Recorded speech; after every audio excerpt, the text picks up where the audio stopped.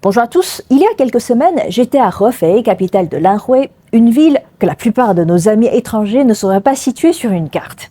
J'y suis allée pour filmer des onduleurs solaires. Des boîtiers gris, sans poésie, qui transforment le courant des panneaux en électricité utilisable sur le réseau. Et ce qui m'a frappé, ce n'est pas la chaîne de production, c'est ce qu'il y avait à l'étage au-dessus. L'objet exporté est un boîtier, ce qu'il y a de la valeur à l'intérieur, c'est du code. Après le nouveau trio électrique, voiture, batterie, panneaux solaires, un prochain nouveau trio apparaît. Intelligence artificielle, robotique, médicaments innovants. Je vais être précise parce que c'est là où l'on se trompe dans les deux sens. En volume, ce second trio ne pèse pas encore grand-chose.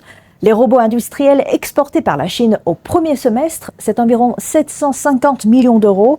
Le trio électrique, lui, se compte en dizaines de milliards.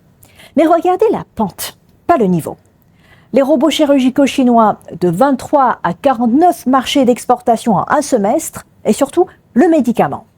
La Chine représente aujourd'hui près de 30% des nouvelles molécules en développement dans le monde, deuxième rang mondial. Les grands laboratoires américains et européens ne vont plus en Chine seulement pour produire moins cher. Ils y vont pour acheter de la recherche.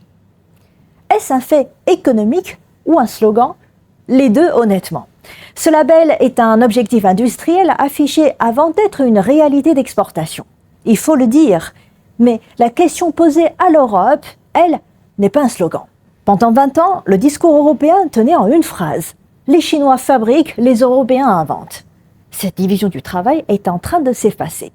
Et cette fois, la concurrence ne porte plus sur les prix, elle porte sur la propriété intellectuelle. C'est un choc d'une autre nature et l'Europe n'a pas encore construit d'instruments pour celui-là.